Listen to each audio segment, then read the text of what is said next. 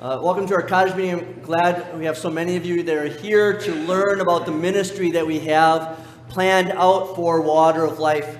Just a brief devotion. I praise you because I am fearfully and wonderfully made. Your works are wonderful, and my soul knows that very well. I didn't put the picture up there of myself. That was Pastor Wagner. But that Bible verse is definitely talking about how we are uniquely created. We have our own DNA that's very different from everyone else. But I liken this verse also to our congregation, that our congregation is very unique. I was wearing a Water of Life swag, and you can all pick up your Water of Life swag online, but I was wearing it at the Board for All Missions office, and one pastor that's their mission counselor, he's from the only other Water of Life in the Synod out in Las Vegas. And but he liked our logo because it's a little bit different than his. But he saw Water of Life, and he was wondering, why are you wearing our church's swag? But I've been blessed to be able to talk to a number of congregations and pastors about mergers and talk to them about multi-sites. And it's difficult. You know how difficult it is and was to do the merger and the multi-site. Other congregations, they're working from a position of strength, stronger than we are. They're working on a position of weakness, weaker than we are. They're working on much larger than we are, of several churches involving a school and so forth. Changing mindsets. When I gave a presentation on our congregation and merger and multi-site for the LWMS rally last Saturday in Elkhorn, those ladies that were there had never thought about mergers and multi-sites. They never thought about even sharing ministries with other churches. And that's why I encourage them, just have this conversation with the ladies and the men in your churches. Try and work together better. And there you can see how the Lord had his providence in our merger and multi-site. We didn't really work a lot together with Epiphany and New Hope, except for the soccer camp.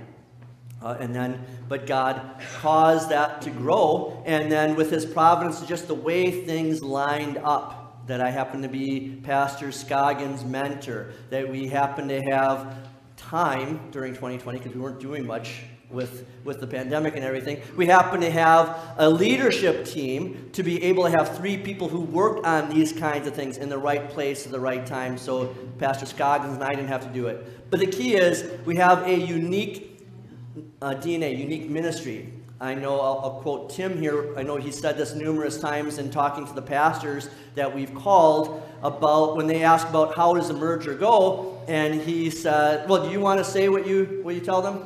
It's a little bit like dating, where you're starting to get to know each other a little bit more, and then you get married and you realize, oh, everything isn't all perfect. And when I talk to people about that too, it's that first year, say you've been single for 25 years.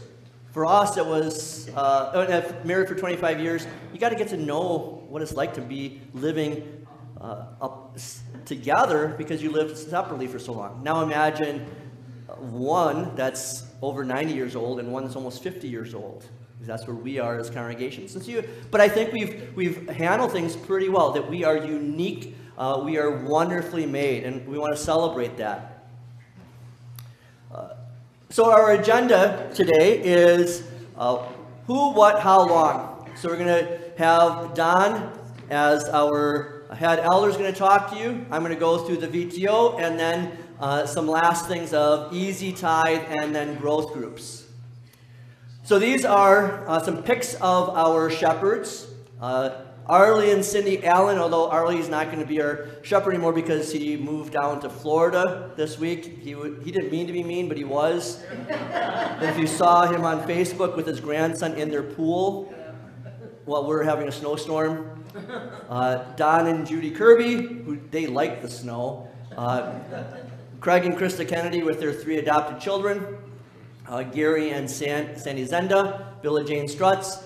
We also have Bob and Marlene Martin, Jay and Deborah Bailey, Dave and Joyce Seeker, and then we'll be looking for another elder or 2 because we need to replace Arlie, and we still like one other.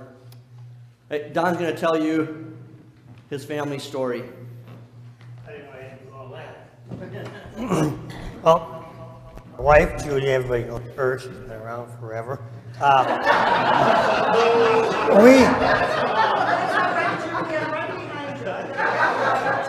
got married here. We got married here at Epiphany. Remember the hole in the roof back at that time there, and so that's how I became a member here. Been married 30 years, just in February. And thank you. And we've lived in Racine our whole life. We now own another home. We bought her parents' home in Wautoma, so we spend a lot of time up there. But the job of the elders, and thank you all for coming. This is the most well-attended cottage meeting that we've had here. Our job as elders is, and I'm speaking to the wrong people here because you guys are here, it's tracking the people that don't come to church to try to get them attend. And that's why when Pastor tells you to fill out these little forms, they get to the secretary, and he gives them to me, and I have my own little bookkeeping that I do. And then we reach out to the people that are not coming to church, and that's, people that are not here today.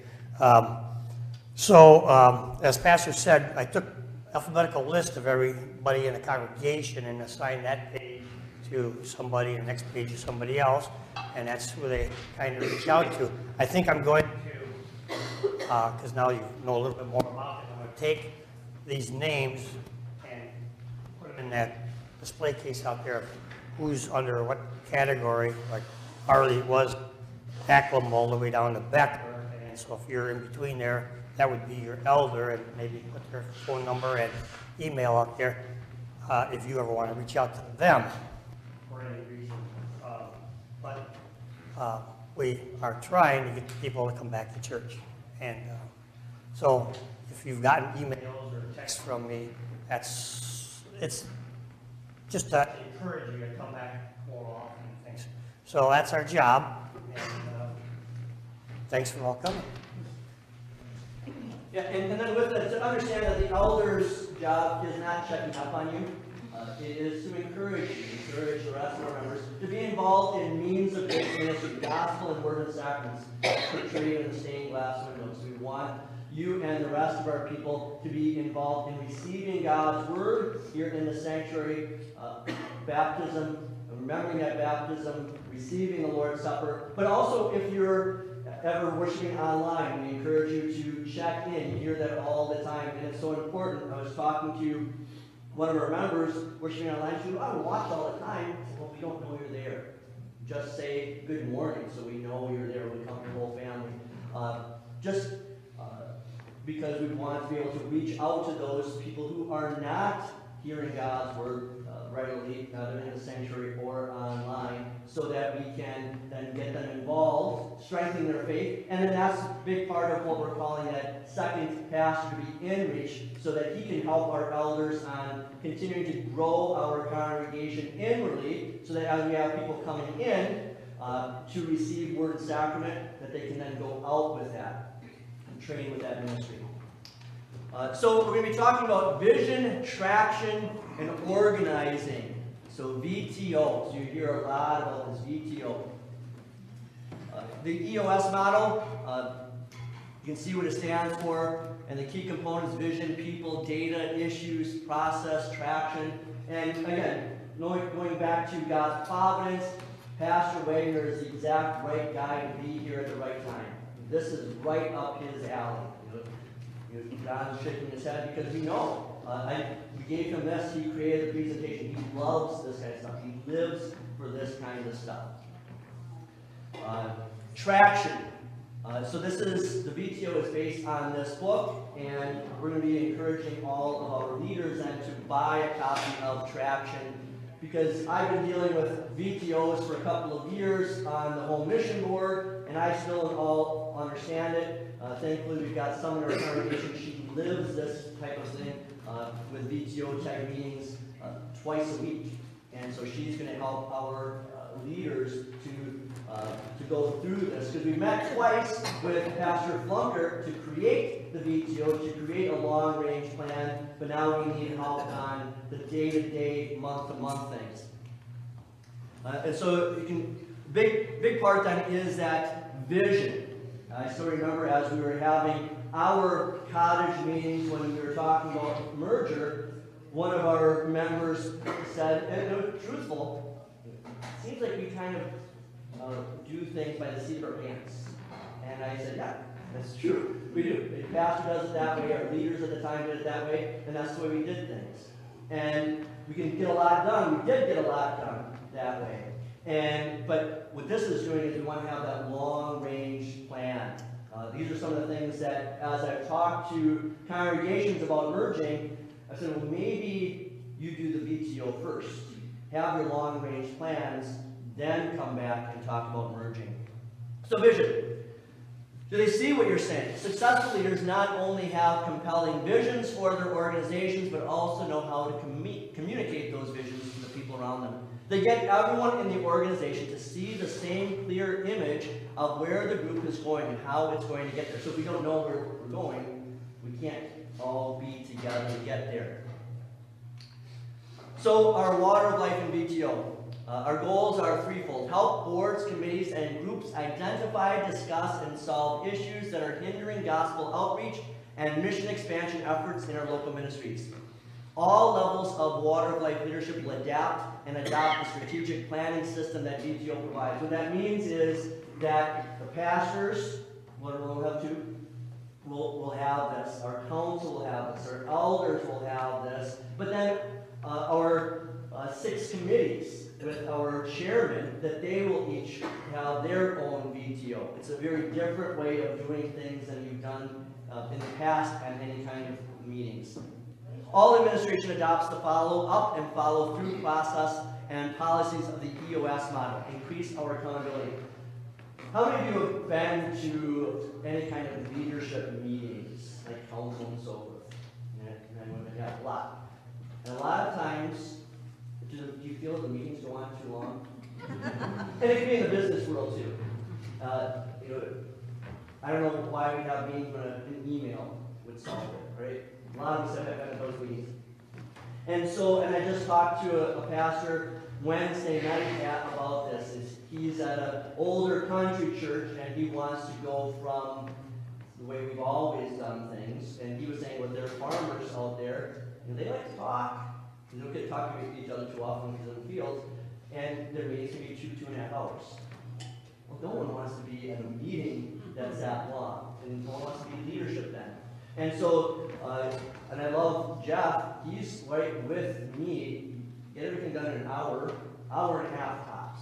More than that, you need to schedule another meeting. So the idea is, a lot of councils and meetings, they'll talk things over and do a lot of committee work.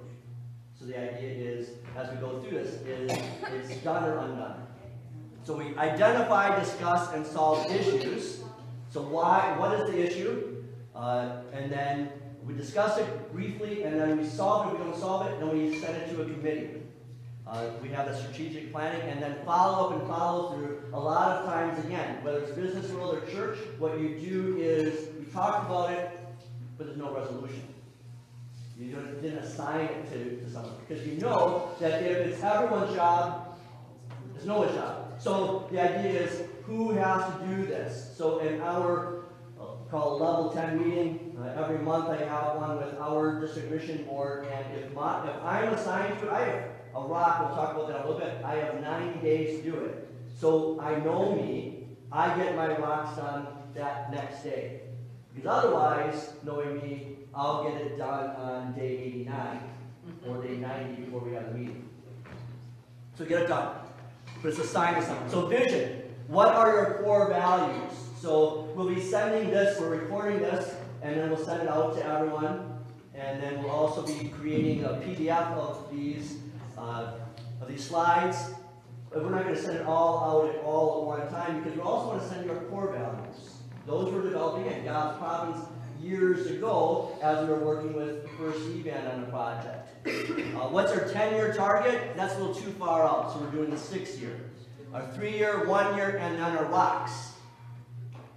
So what are our core values? Again, we have those. We're blessed to have, I think, 6 of them. We'll send those out. I didn't want to bog you down with those kinds of things, but they're like means of grace ministry. They're Douglas, support of Shoreland, and so forth. What are the most important things that no matter what, we get those done? What's our 6-year target?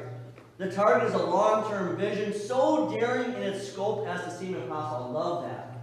Because as you look at these, you're going to go, how can we do this? This is the one larger-than-life goal that everyone is working toward. That's why it's so important that you're here. The thing that gives everyone in the organization a long-range direction. So this is our VTO. So our 6-year targets: achieve 350 in attendance. You know what our attendance is right now? 180 or so. Yeah. And 350 in attendance is 20 more than we have members in our congregation.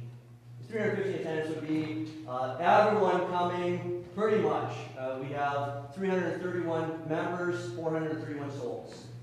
Okay? And when I was talking to one of our pastors about what's your worship attendance, and I said, and compared to your membership, and he said, well, we have 331 members, and we have average about 150, 180 in worship. And that's bringing in everyone that's online too. Well, that's over half. That's good. It's good in wells or in churches. It's 35, 40%. You know me. I'm not satisfied with that. We want to have, and that's why our elders are working so hard. We want everyone here 75% and more. So 350 in attendance. 6 non-worship events. And as we go through this, if you have questions, raise your hand. It's good to discuss it too. Just talk loudly because we are recording it. 6 non-worship events. So something that is not tied to a worship service, but we're all getting together for something. So one might be, say, the church picnic with First Event. It's still connected to that worship, but it's a big fellowship event. All right. Family household ministry. So Pastor Lightman and I and a couple other pastors were talking about this in relation to the Wells Youth Night, which we didn't have because we just didn't have a lot of attendance. But what we're talking about is family household ministry.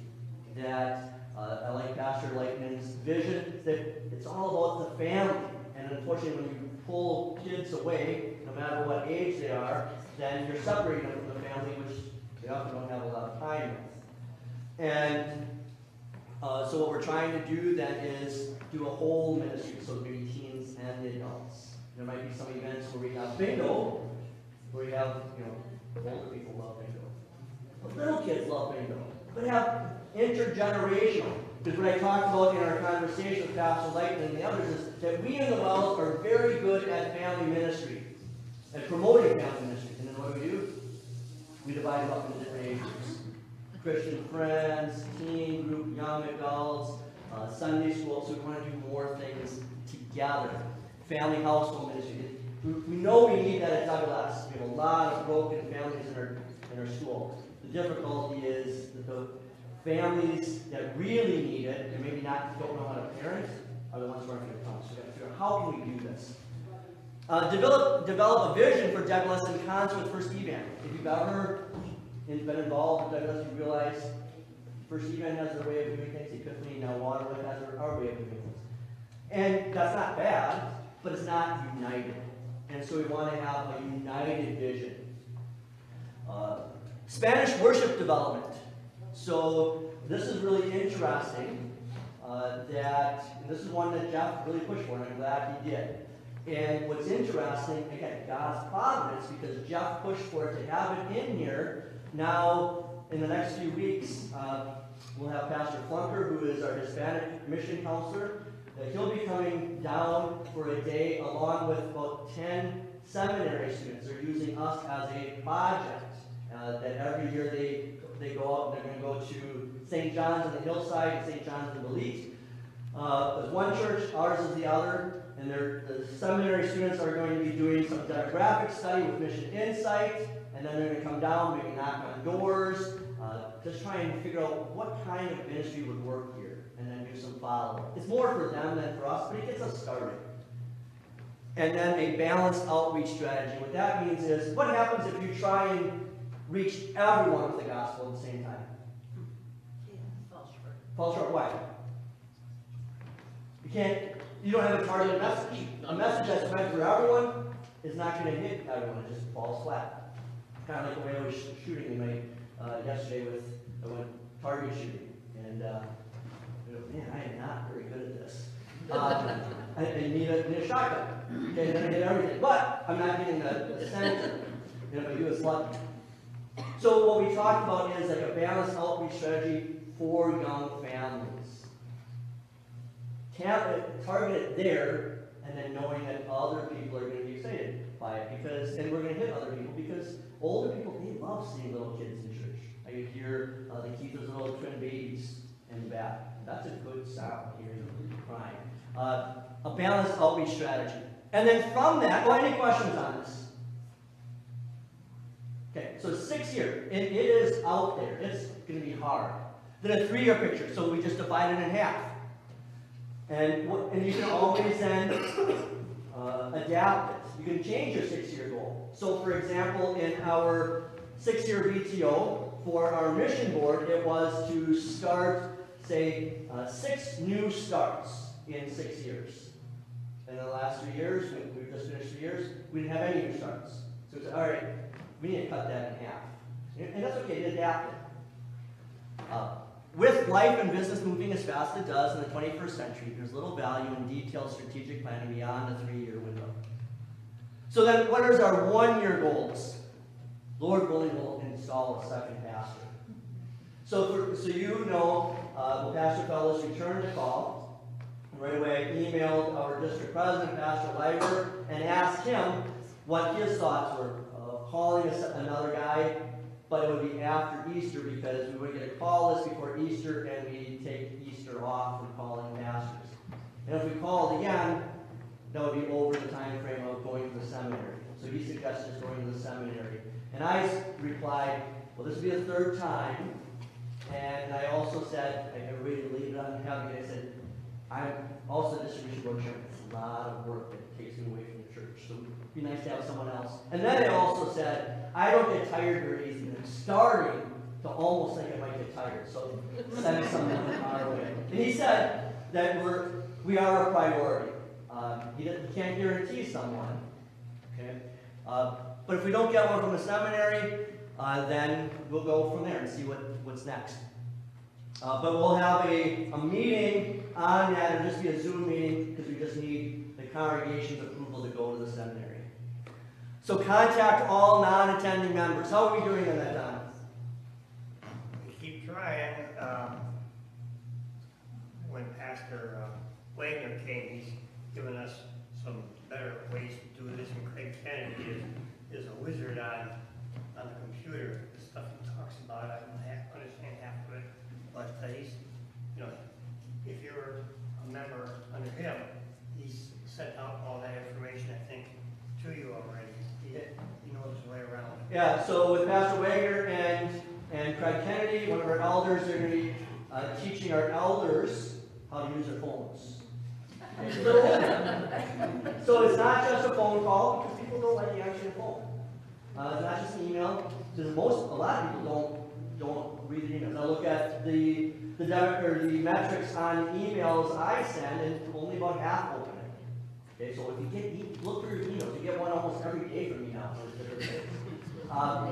If you don't read it, well, you should read it, but at least open it so you can feel better.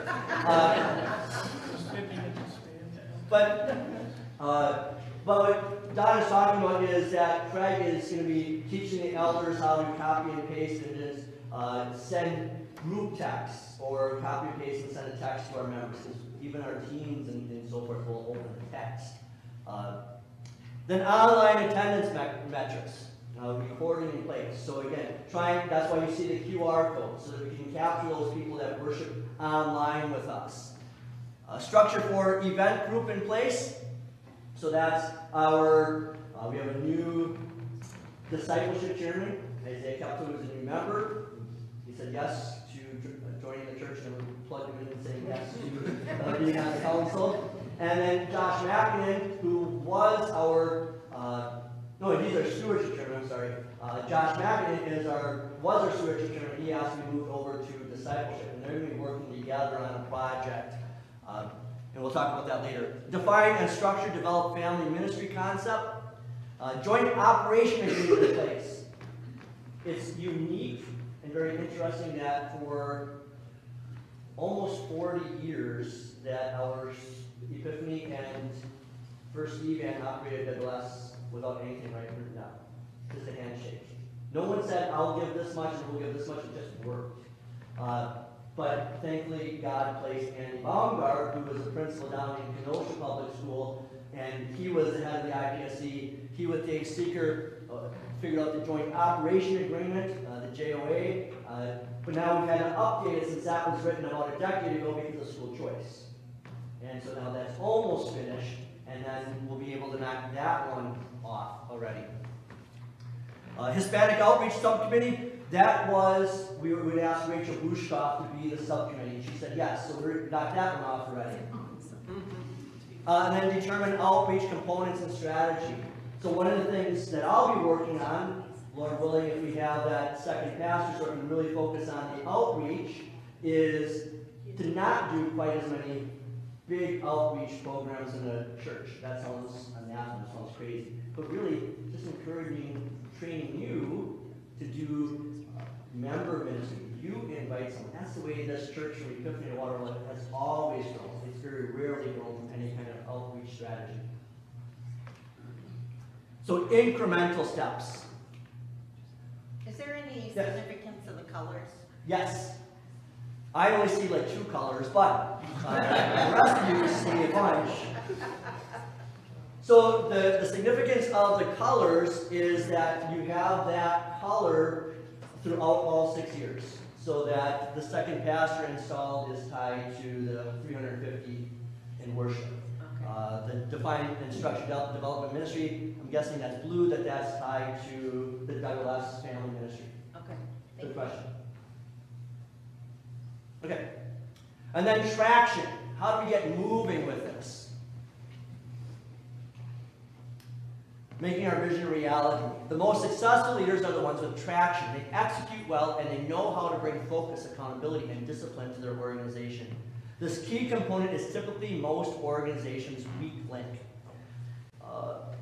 The traction page of the VTO lays out clear 90-day priorities called rocks.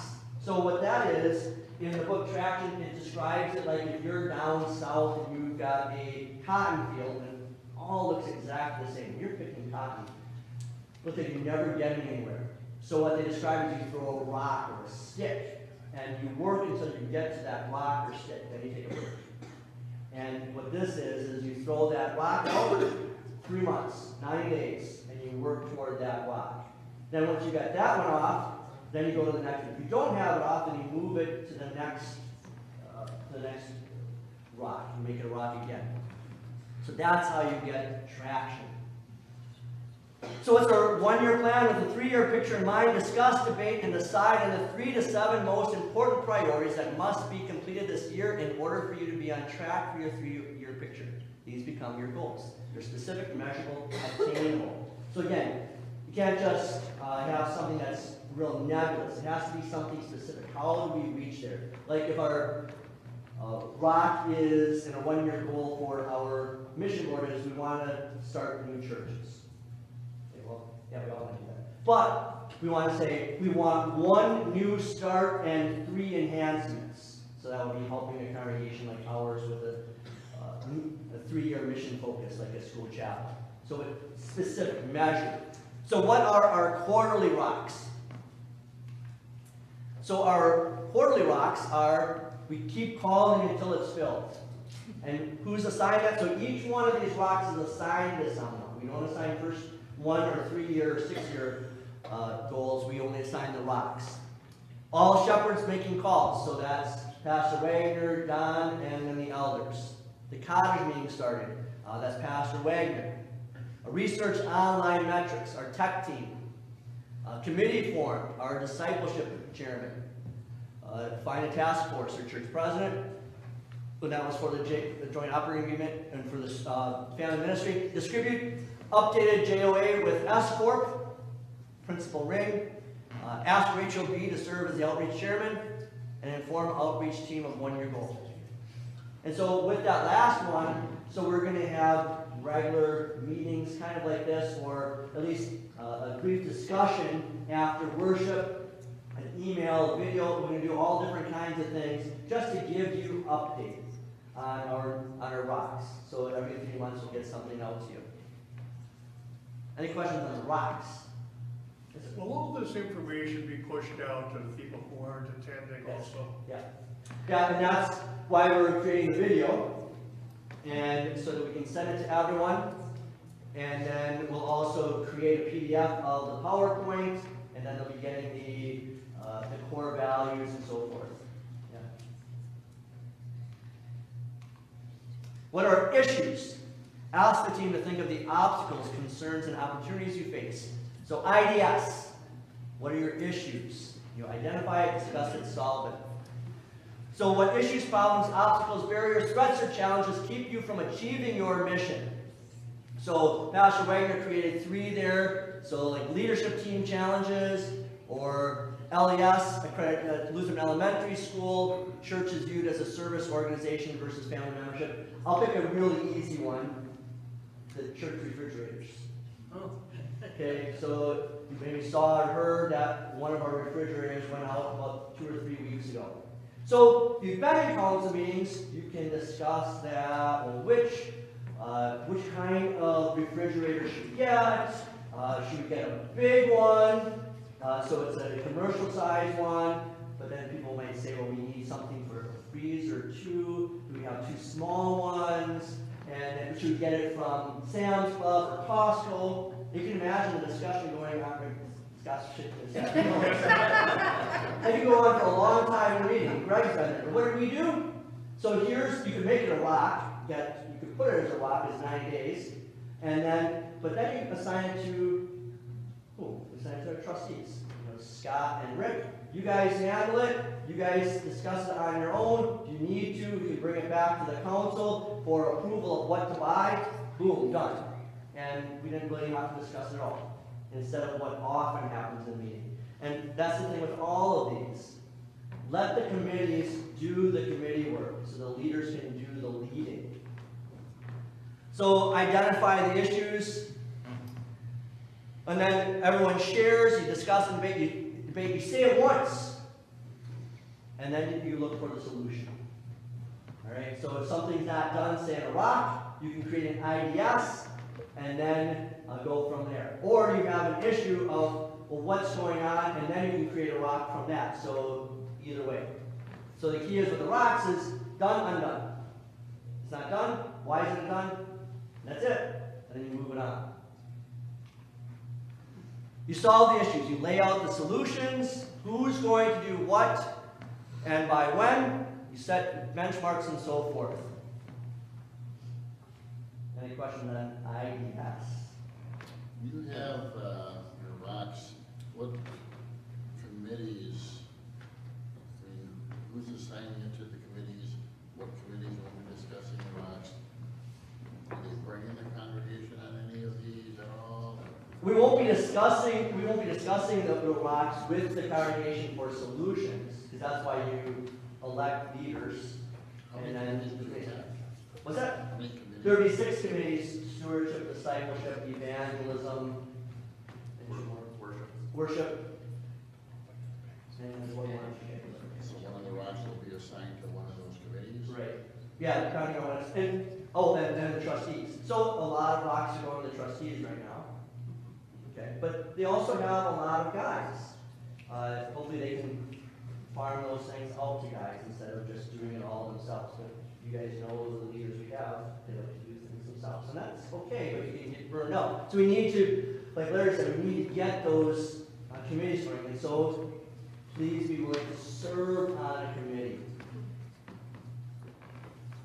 All right, so ministry plan narrative. Based on the VTO, this will explain from leadership team what we hope to accomplish in the next 6 years. It mostly covers the front side and describes how we build from rocks into the annual accountability. We'll also describe getting people into the right seats and how issues feed into the rocks and how we measure progress. That's a scorecard. The right seats, that's from another business book I read well over a dozen years ago. But it talked about getting the right people on the bus. So that even if you may not always think, well, this is what I'd like to do, if you're a leader, in men or women in some area, and you're good at something, we're going to ask you to serve in some kind of area of our ministry, because we have faith that you're the right person. Get the right person on the bus. Later on, because you know this from running, you can move around seats later on. Okay, we don't call same seats. Like Greg, he was so gracious to call same seat for treasurer for 8 years. We kept saying, Greg, no, that's enough.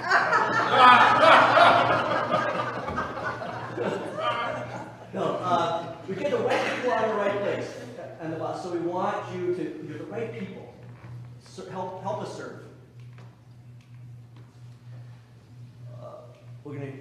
All right, so this is a video on an easy tithe. And how to do this easily. I'm going to share the screen with you so that you can see the Water of Life screen. And as soon as you get there, you go up to the right-hand side and you go to Giving. 3 ways to give, and that's described there. Give online. We go to that particular button, and now you have the 2 choices, Give Now, Sign In. Once you've signed in, if you're a regular giver, this works very easily. I'm going to do Give Now one time to describe this, but right here is reoccurring. Under Fund, there are 5: General Church Budget, Festival, Capital Project, Scholarship, and Youth. I'm going to put General Church Budget. And just for the sake of this video, I'm going to put $100 and add donation.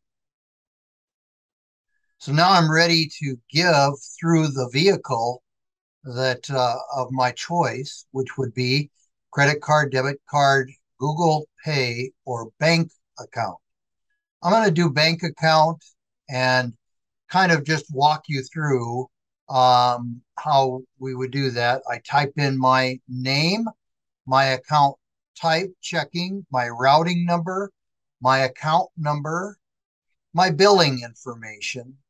There's the total that I'm giving, and I'm ready to click submit. If I do that right now, it's going to say we need to have the fund, we need to have the amount, and then the routing number and account number. So it will walk you through the process very easily. And I'm sure that once you get there, the main thing is just to get to the screen itself. You can see that it shows up there on the right-hand side. Get to the Giving Online button and it'll walk you right through. It's very simple.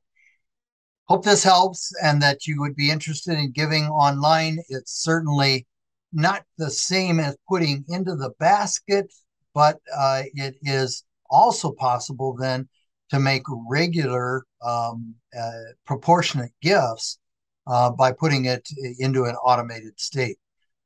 It certainly is part of our modern culture that we now have an option to do that. And we thank those that are already doing it.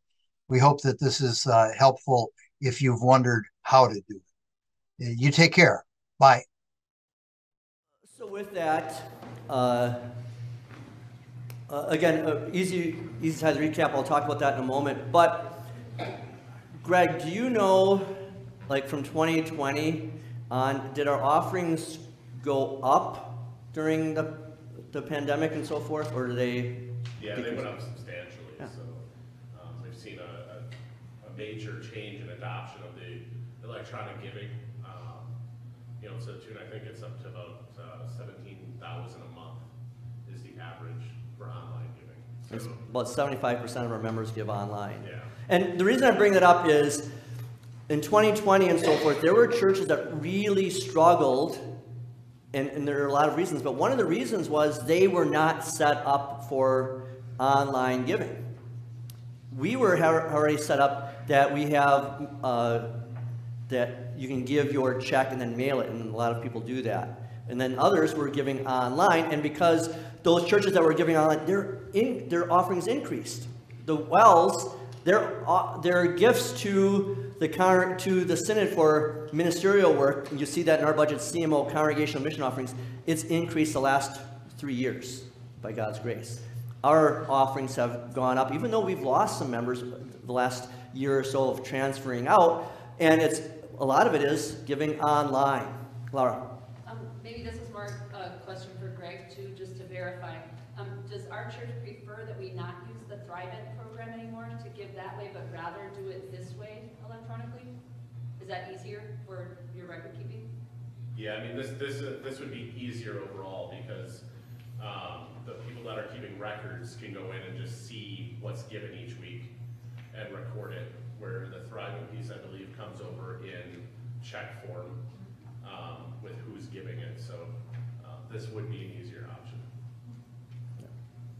So again, and the beauty of that is, if you give with checks, that's a beautiful thing. I still remember, again, when church was kind of shut down, the reason we had the offering in there, even though we weren't taking a physical offering, is people online were saying, can you do the offering just to remind me that I need to send my check in?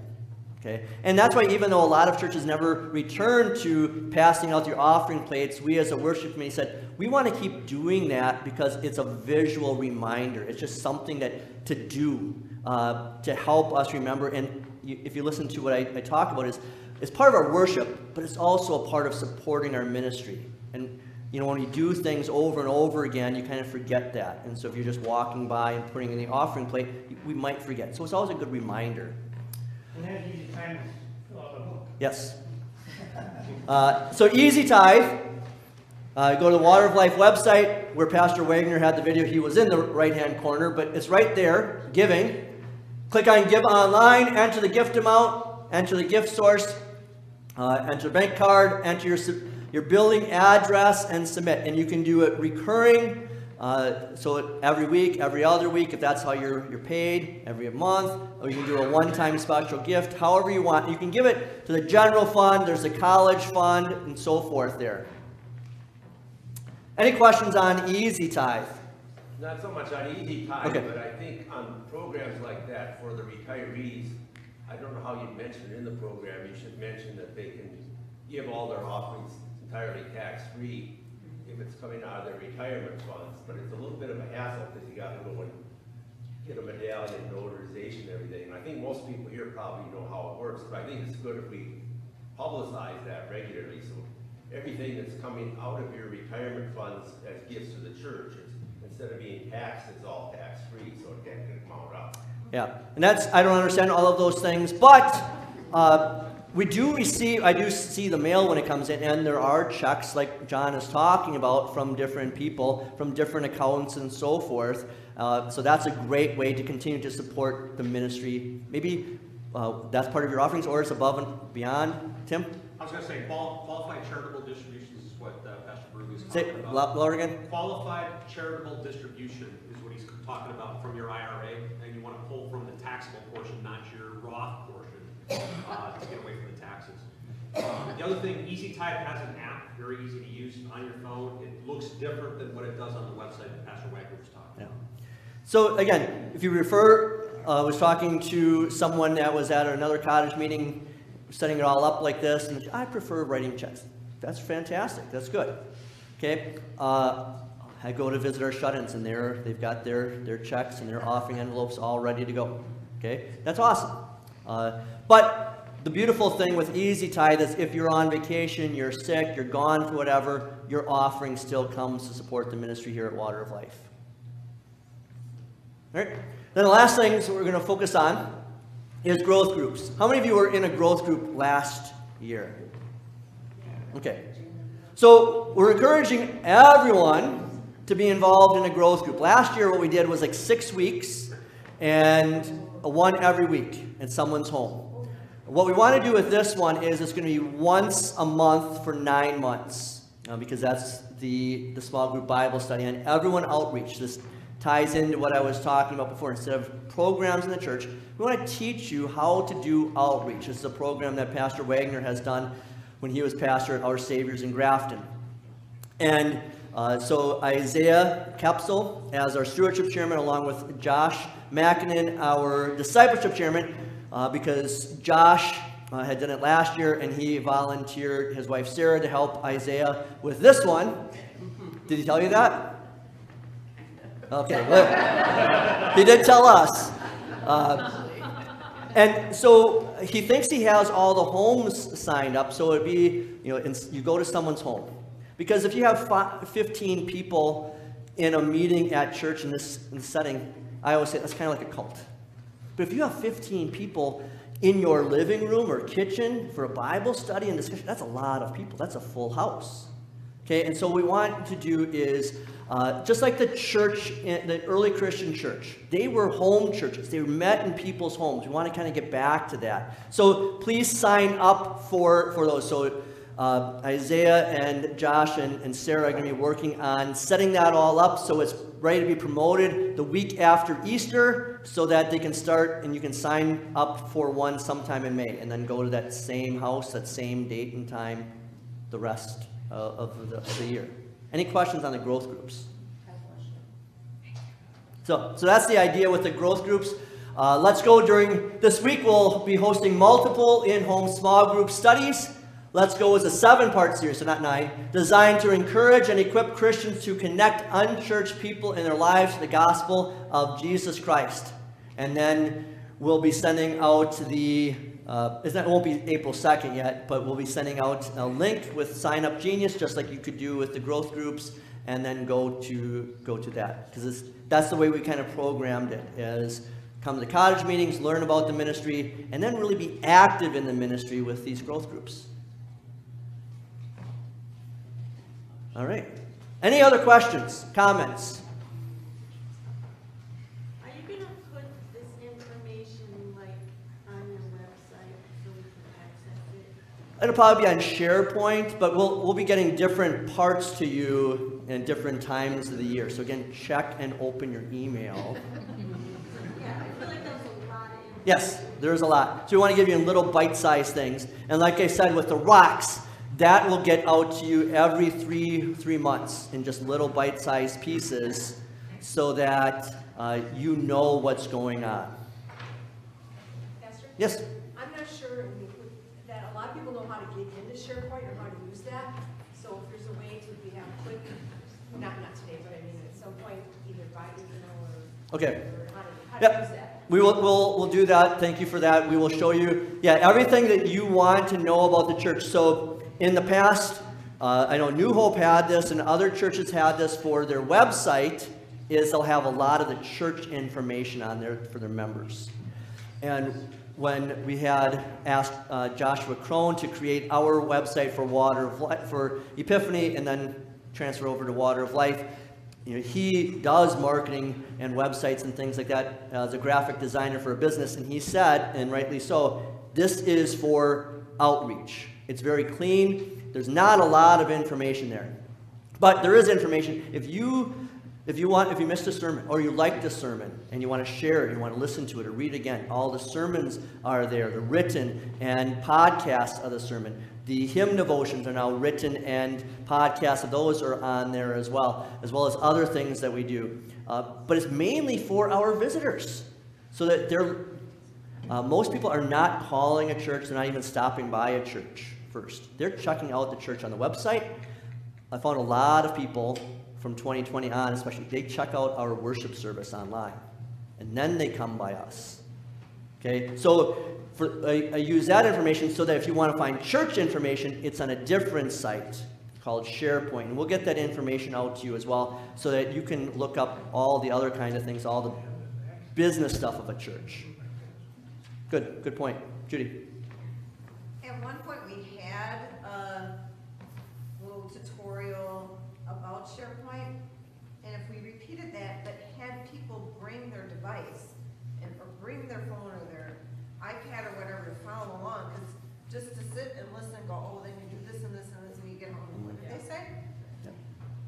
So we can do that. And something else too is, after these cottage meetings, one of the things we'll work on after Easter, we'll have to create a rock, is for our elders, is we want to be have a directory, but not the old directory where you come in and you have a professional company trying to sell you pictures and so forth.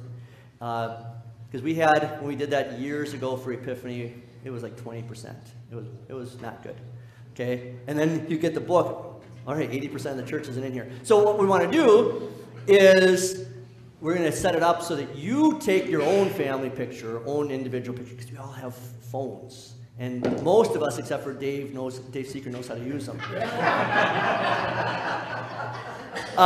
So you can take your own family picture, submit it to the office, and then we'll put it onto Church 360. You get access to Church 360, which is our online database for all of our members. You have all the contact information, address, names, phone numbers, and so forth. You won't be able to see all the things that the elders and Jason as our office manager and I see and change, but you'll be able to see everything, and then you have the pictures too. So again, these are all like little steps, and we're just trying to give it to you in bite-sized pieces. But the main thing is we're trying not to fly by the seat of our pants anymore. We're trying to have a long-range goal and then work backwards. All right, thanks for being part of that goal, and we'll close with prayer. Lord God, Heavenly Father, from eternity, you had the goal already before sin entered the world, that you would send your Son to be this world's Savior, that you already knew our names, that we would be around your throne in heaven. We thank you for that long-range goal. Now we ask you to bless us as a congregation of Water of Life to have a long-range goal of all of us, and then so many more that we're trying to reach out to in our school and high school and our community, to also be around that throne of glory on the last day. So bless us with our VTO, our 6, 3, 1 year, and 90-day rocks as we continue to carry out your goal, not for the glory and growth of Water of Life, but to your glory and the growth of your kingdom. All this we ask in your Son's name. Amen. All right, thank you.